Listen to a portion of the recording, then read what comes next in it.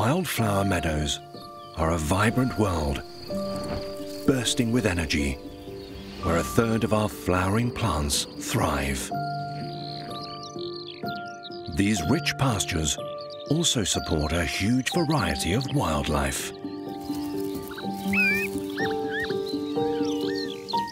Including creatures great and small, many of them living only here. But this precious world is under threat, as meadows and the habitat they create are rapidly disappearing.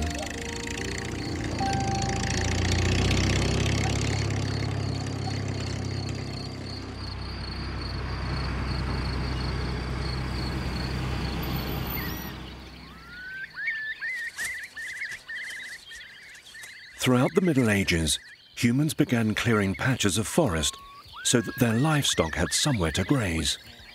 Over time, these forest clearings also attracted wild animals. With carnivores drawn here in pursuit of prey, the meadow has always made for good hunting. And ground-nesting species like the curlew must remain watchful. Life in the meadow means looking for any signs of danger.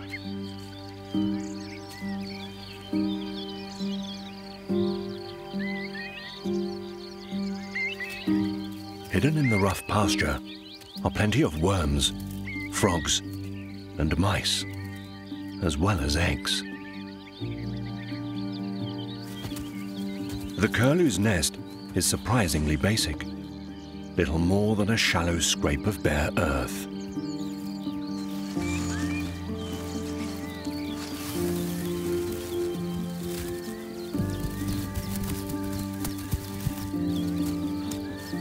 Fortunately, both eggs and birds are superbly camouflaged, so they're almost impossible to see nestled among the tussocks of wild herbs and grasses. Another meadow bird, the peewit, is also a ground-nesting species, and like the curlew, it too is critically endangered. Here, vigilance is essential, so one of the curlew pair stays guard, keeping an eye out for approaching predators. The fox is doing extremely well for choice, so the curlews are safe for now. She's carrying more than enough mice to keep all of her young cubs fed.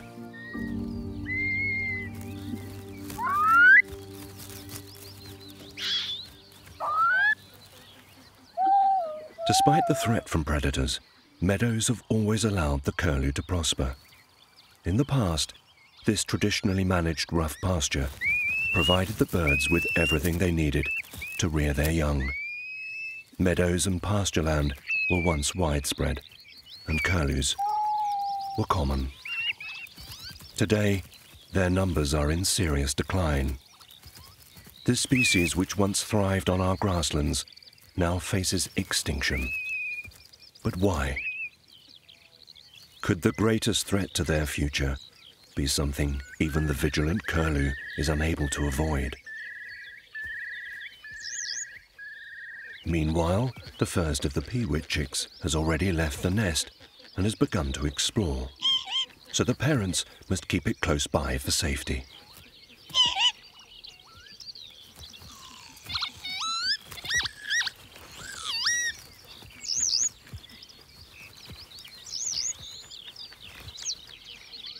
Overhead, a soaring skylark, with its unmistakable song, adds to the seasonal soundscape of the meadow in springtime. Meanwhile, the female skylark is busy building a new nest. And to make sure it's hard to see, she takes full advantage of the maze of grass and herbs.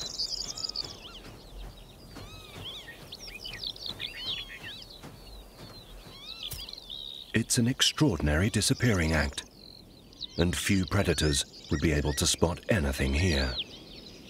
Perhaps only the lesser spotted eagle.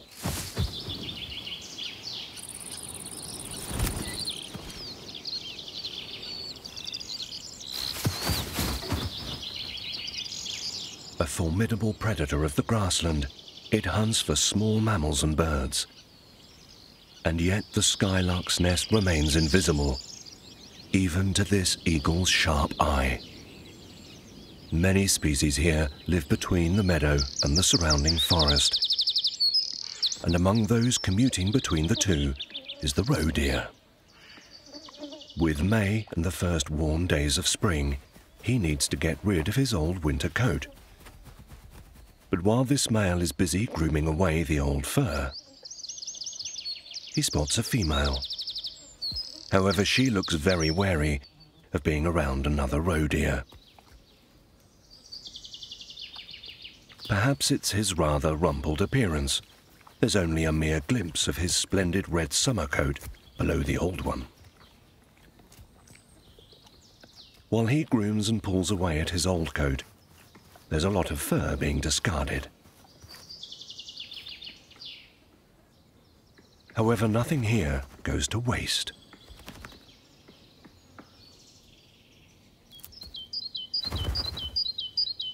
There are plenty of birds ready to collect his cast-off fur, so it's immediately upcycled, providing the perfect natural nest insulation. It's kept the roe deer warm all winter, and now it's the great tits who'll feel the benefit. Meanwhile, the reason the female deer is keeping her distance becomes clear. It's been 9.5 months since she mated, and now she's looking for somewhere quiet, near the edge of the forest, to give birth.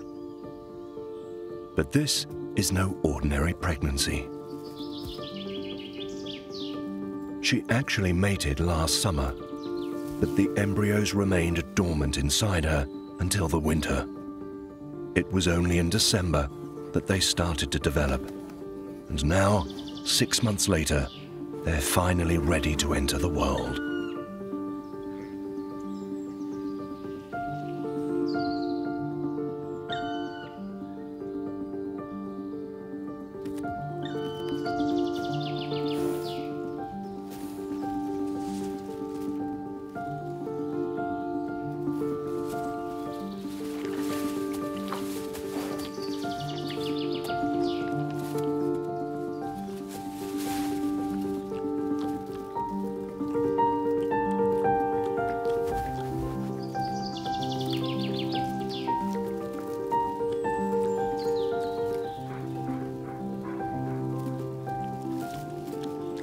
Once the fawn is out and the doe has cleaned away all the embryonic fluid, it's time for the next one. Roe deer usually have twins. Each of these tiny young deer is just 1/3 of the weight of a human baby.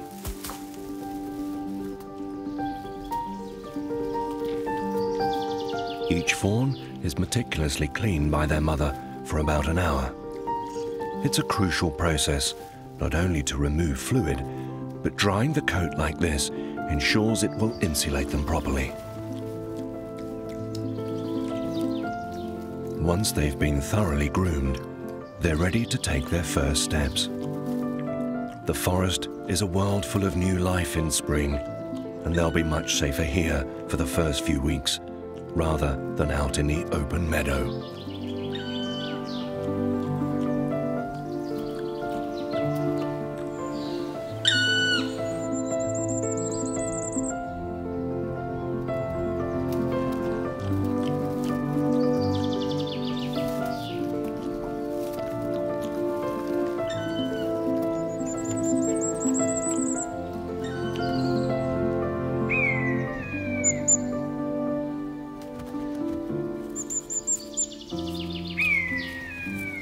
Like roe deer, female buzzards also keep their offspring safe inside the forest. The adults leave them alone only when visiting the meadow to forage for food. And where the soil is poor, there's already a huge variety of flowers in bloom, including the distinctive yellow star or meadow salsify, once common enough to be a popular household vegetable. The flowers close early each day until their final appearance sees them undergo a remarkable transformation. Opening for the final time, each flower becomes a delicate, fluffy sphere, each feather-like parasol carrying a single seed.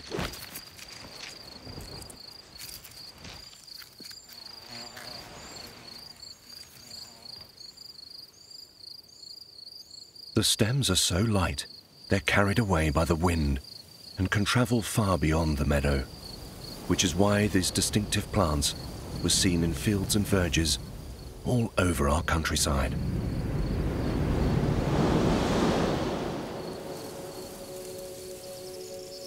Another type of ancient flower which flew here long ago are orchids. Once abundant across dry pastures, they typically grow on very chalky soil.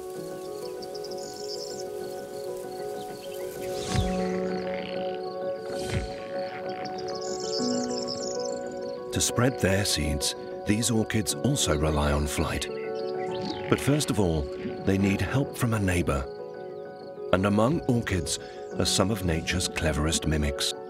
The fly orchid and late spider orchid both have a trick up their sleeves. They are pollinated by another meadow resident. However, despite their obvious attraction for butterflies, these common blues are not actually the orchid's pollinator. They've only come here to warm up. The dark blossom absorbs heat and acts like a sunbed for the butterflies.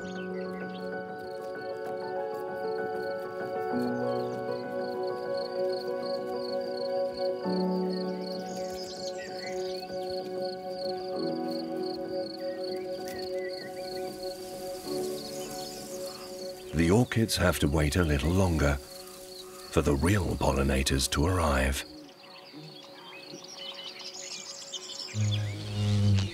Only when the morning sun has gained strength does the male longhorn bee wake up.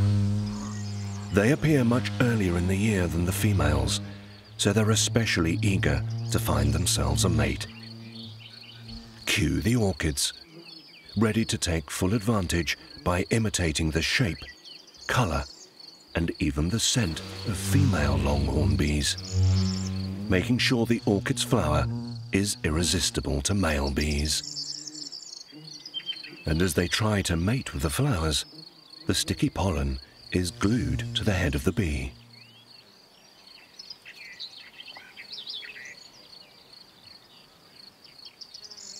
Now adorned with plenty of pollen, the bee eventually tires of his amorous encounter and moves on to find another, which means he pollinates the next orchid. So even if it's not his own kind, he's still making a crucial contribution to the creation of new life. Many other wildflowers, like the meadow sage, however, simply come into bloom to show they've got pollen ready for collection and are offering nectar in return. And it's not just plants that use trickery. Other meadow species use similar tactics. Under here is a tiny creature, a sap-sucking bug, who leaves a familiar clue to its presence. The bug secretes a kind of bubble bath, which they use to hide. It's known as cuckoo spit.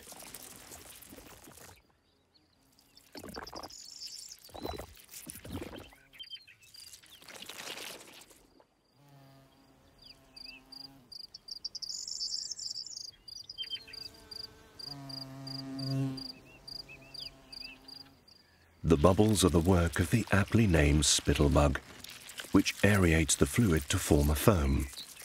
Not only does this help to camouflage the tiny bugs, keeping them safe from predators, but it's packed with valuable protein and keeps the bug moist, preventing it from drying out.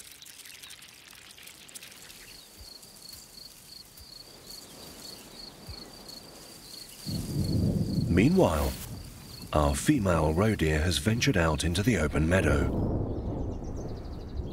Unlike the lesser spotted eagle, who has to travel back and forth between meadow and forest, the young roe deer are able to join their mother in the pasture. she makes sure they're safely nestled in the long grass. She hides them well apart, in case of predators. One is left near the edge of the forest, the other deep within the meadow. For the first few months of life, they'll stay exactly where she leaves them, whatever happens. For centuries, roe deer have protected their young like this. Life in the meadow has changed dramatically. Since the 20th century, farming methods moved from manual labor to mechanized efficiency. Where meadows were once kept trimmed by farmers and grazing herbivores, they're now mown by machines. And for the creatures that live here, the effects can be devastating. Startled by the mowers, the doe heads back to the forest for safety. But she's left her fawns in the grass, and one is still deep in the open meadow. With hay being cut earlier each year, ground nesting birds face one of the greatest threats on the modern farm. Fortunately, the curlews have already hatched, so only empty eggshells remain.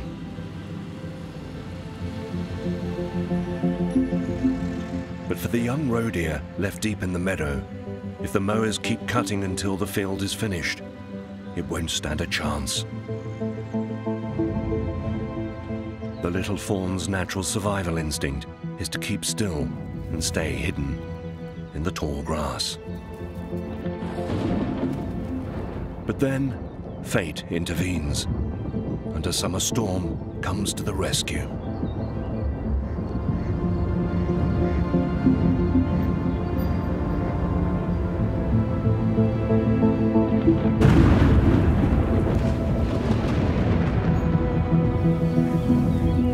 As thunder and lightning hit, it prevents the farmer from mowing, and also alarms the young fawns.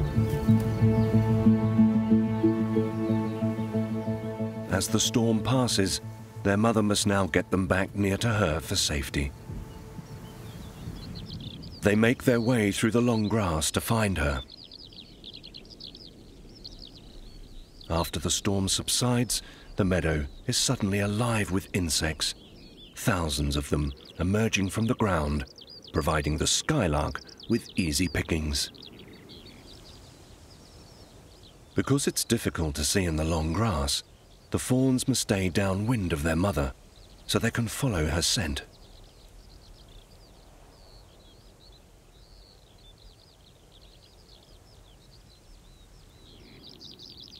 Now, with a beak full of insects ready for its chicks, the skylark is heading home. But a returning skylark never flies directly onto the nest. Instead, it lands a distance away and covers the rest on foot, hidden by the grass so it doesn't give away the nest's whereabouts to predators. Even the chicks' droppings are flown away in case they attract attention. Towards the end of spring, more and more grasses have started to bloom in the meadow.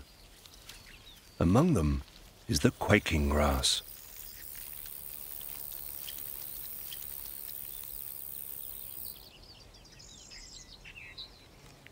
From these grasses blossom anthers and stigmas.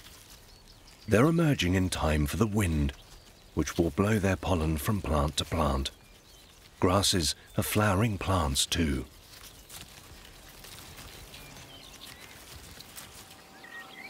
As grasses come into bloom, a new cast of meadow creatures makes an appearance. Grasshoppers like this rare plump bush cricket, and the common upland green. There are more than 100 species of grasshopper in Central Europe. While some sport long antennae, others have much shorter ones. Each species makes a unique chirping sound, giving every meadow its own individual grasshopper orchestra. It's an open-air concert with no admission fee.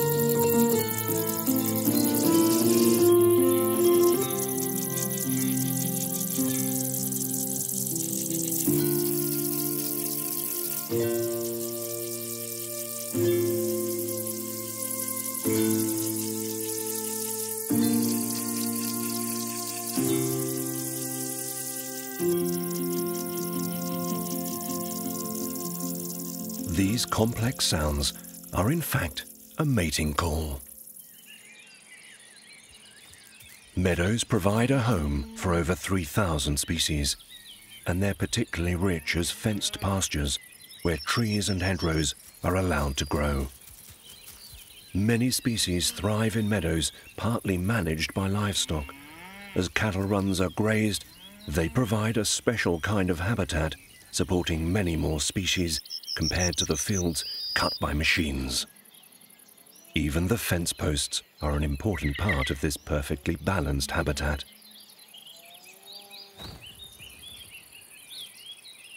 Here, at the very edge of the pasture, is a fox den. While the pups are at play, the vixen is busy hunting, and she spotted something. It's the skylark nest.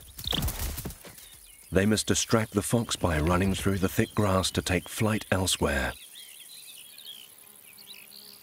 Now thoroughly confused, the vixen goes in search of easier prey.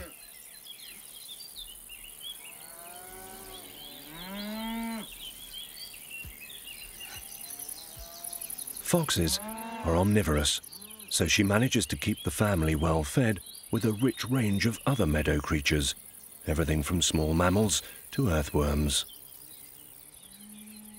This time, she catches an unsuspecting mouse. It's not a bad start to a hunting expedition.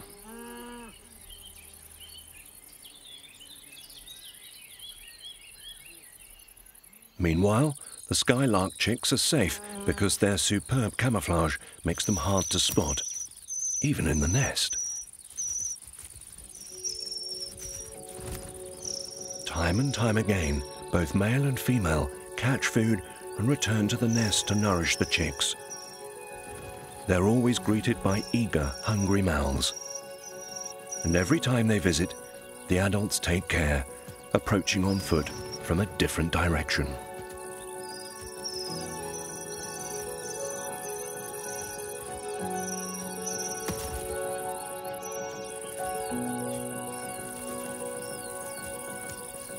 By the time they're just 1 week old, the chicks begin to explore. But they still react to anything approaching the nest, expecting food, even if the visit is from a golden ground beetle.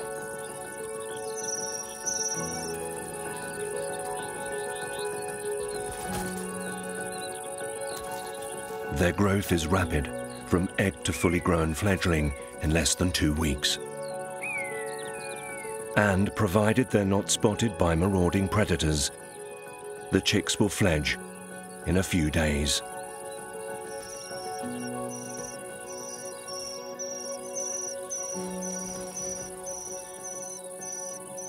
In between feeds, the chicks try to stay merged with the meadow as best they can. Meanwhile, the fox cubs can safely play outside the den until their mother returns with food. It helps them to explore their territory. These games are more than just youngsters at play. It's a vital stage for them to learn some crucial hunting skills, like sneaking up on prey.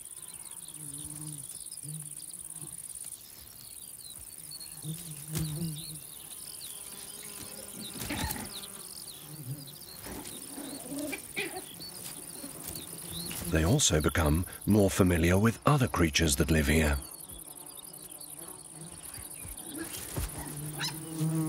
This gully doesn't just provide the foxes with their den.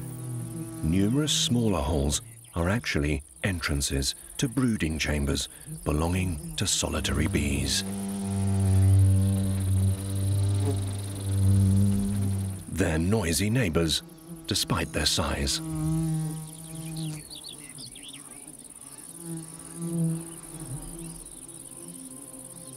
Alongside the bees lives another resident insect, but this one is more of a squatter, waiting to move into an unattended chamber. The bee fly repeatedly dips its rear into the dirt, using it like chalk dust for better grip, as a shot putter does. As soon as the bee leaves the tunnel, the bee fly takes aim and shoots an egg right inside. Bee flies are the cuckoos of the insect world.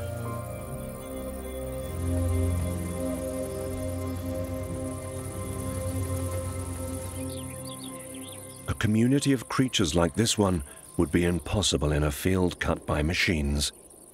But here, in a meadow grazed by livestock, everything lives in balance, creating a rich and productive habitat.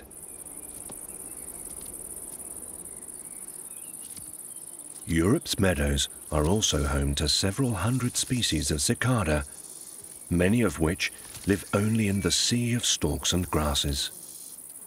Among them is the larvae of the spittlebug, which produce the cuckoo spit. Sucking plant sap is also a typical cicada habit. So like all species, this female mountain cicada has a proboscis, which is used to extract plant juice by drilling deep into the stem of a plant. But she also has a second abdominal drill, allowing her to simultaneously lay eggs deep inside the same plant.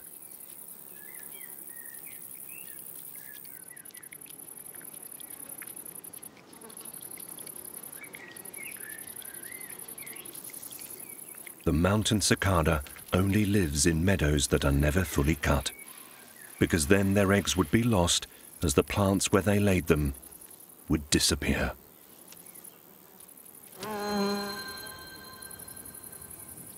As summer arrives, the fawns have reached 10 weeks. They're shedding their distinctive dappled fur and are no longer fed by their mother. While other residents, like these windchat chicks, are still very much dependent on theirs.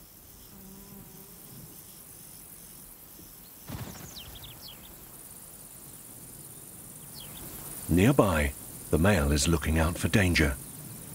However, the threat to this species isn't predatory, but from changes in how we farm, and it's led to their drastic decline. Windchats depend entirely on sustainable farming methods for sufficient food and shelter. Meadowland where carefully managed pasture is cut less frequently throughout the year. So a brood arriving this late means rearing young right in the middle of the hay harvest.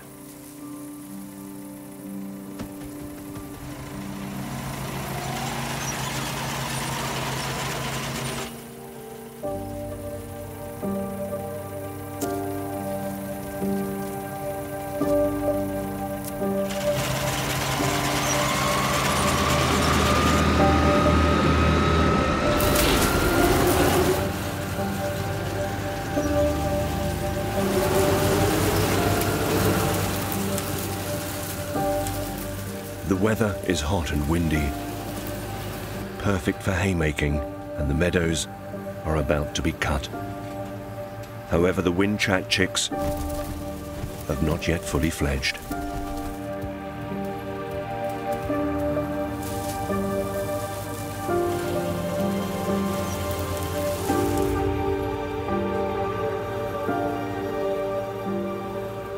Traditional scything meant one farmer could cut around 3,000 square meters, or 1/3 of a hectare, a day. But with a tractor and rotary mower, it's possible to cut several hectares every hour.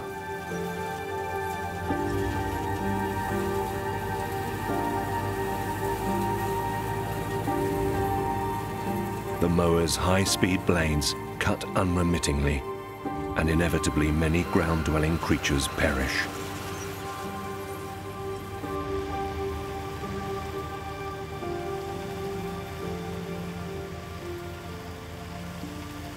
Yet in spite of the thousands of insects that are wiped out with every pass, many reproduce at such an extraordinary rate, the population survives.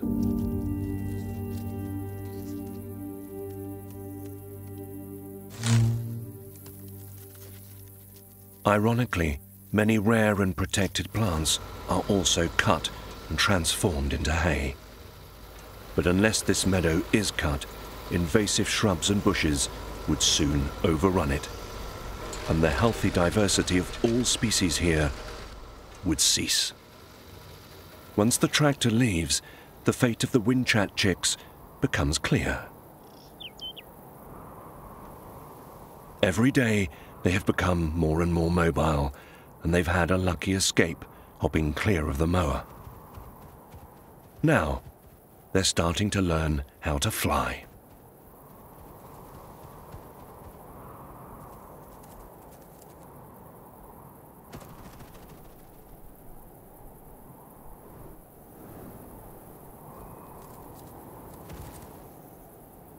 In the past, a quarter of all countryside was species-rich, plant-diverse meadowland.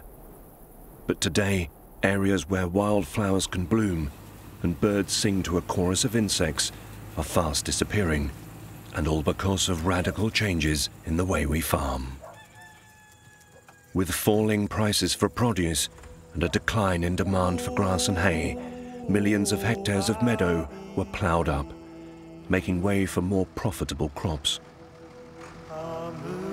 Struggling farmers had little choice, and many were forced to recultivate, leading to a rapid loss in habitat that had existed in Europe.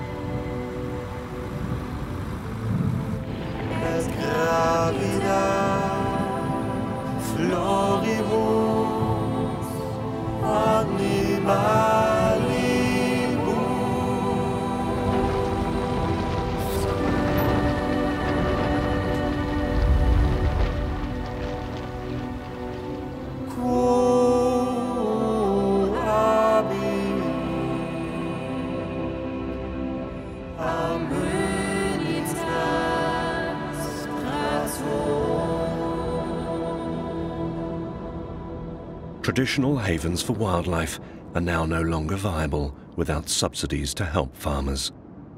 While many ecologists are campaigning for more funding, mass industrialized farming methods continue to prevail. And financial support going to farms with the largest amount of land, no matter how it's managed. A relentless and terminal threat to our rural biodiversity unless something changes. If not, the few remaining wild meadows where the sun brings everything to life, and where gentian, wild leek, bitter lettuce, and marsh angelica flourish, will be the last. And meadow life doesn't stop at sundown. On a chilly August night, an alluring scent is caught on the wind, capturing the attention of a roebuck. The scent tells him that the doe is ready to conceive.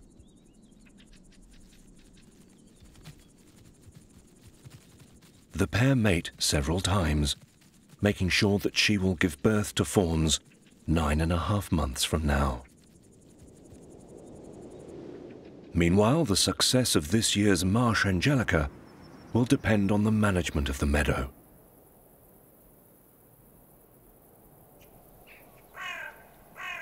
But while this year's seasonal cycle may nearly be over, new and colourful life is still appearing.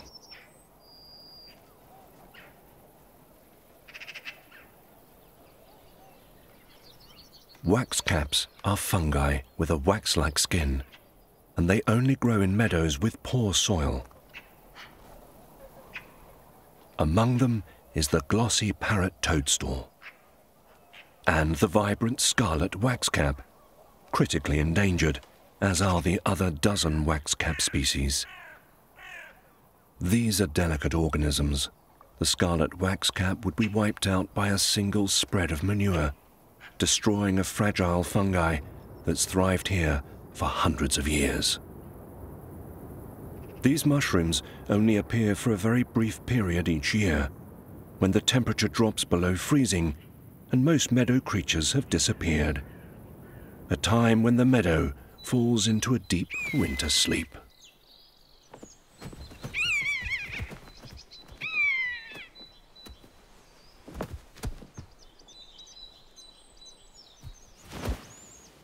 The doe, however, has not survived this year's cold. Harsh winters claim many of the weakest, but their carcasses in turn provide for creatures like buzzards and foxes, which now depend on carrion, because so many smaller mammals are hidden beneath the snow for the winter.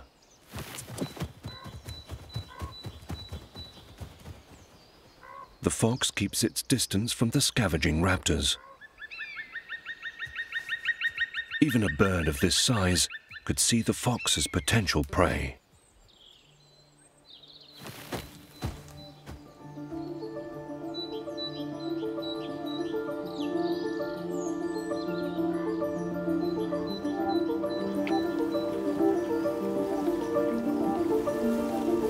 As winter passes and the ground begins to thaw, the days finally grow longer again.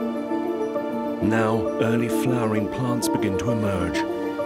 They need to grow before the leaves on the trees, which will keep crucial sunlight from getting to the ground. The young roe deer are also growing fast, and the twins are still together.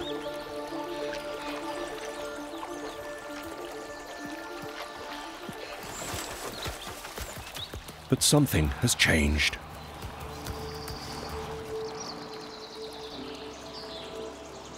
A farmer heading for the meadow.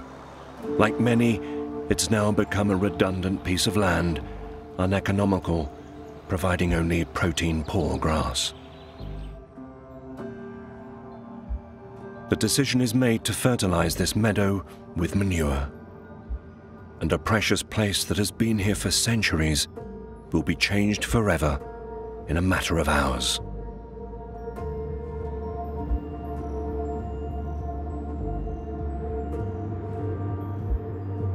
As farming has become more of a business than a passion for the land, it's a decision more farmers will be forced to make, even though it spells the end for the rich diversity of life this meadow supports.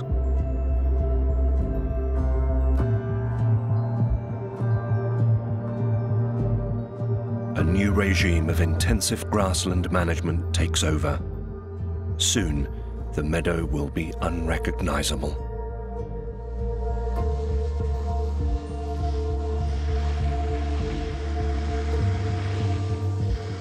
Mass destruction follows the spreading of manure. The first to perish are the mushrooms and fungi. Not just the colourful waxcaps, but an invisible community that lives within the soil itself. They're followed by all the plants that depend on them, as well as the orchids, gentian, and many other rare plants.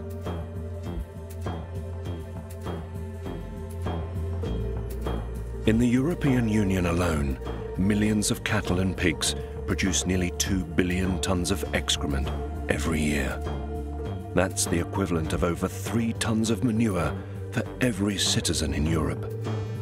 All of it deposited on fields and meadows.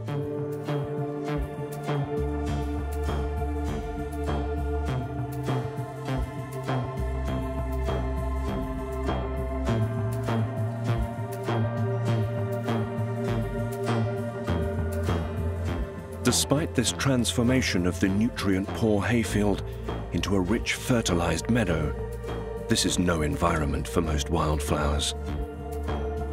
Many depended entirely on the natural fungi that have been destroyed, but others have also gone for good. Very few meadow plants can tolerate this super-rich fertilizer. But one of them is so adaptable, it starts to take over. irrevocably changing the biodiversity of this place. The dandelion is one of the few wildflowers that actually profits from industrial-scale modern fertilization. Flourishing in the liquid manure, these plants now grow more thickly than ever, and far too dense for the ground-breeding birds that used to nest in the meadow.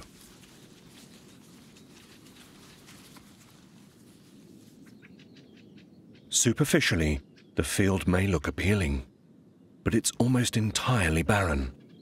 With all the biodiversity gone and now devoid of vibrant insect life, the meadow has become mute. One of the few species that continues to live here is the roe deer, feeding on the dandelions, which are so rich in energy. They even continue to bloom, despite the shortage of pollinators. Self-pollinating, they don't depend on insects. Some still visit, but botanical experts believe this is a trick, a competitive tactic, where the dandelion blooms extravagantly, only to distract insects from pollinating other plants.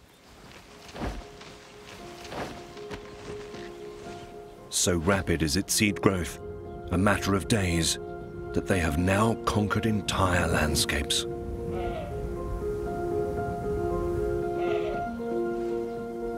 Leaving the rich medley of color that characterize the meadow as a memory. The roe deer twins now continue their journey to adulthood, but they do so in a poorer world. They were born into a precious environment that is fast disappearing and in urgent need of help. Can our remaining meadowland be saved, its variety of life, the sounds and scent of a wildflower pasture? Or will they soon become a paradise lost?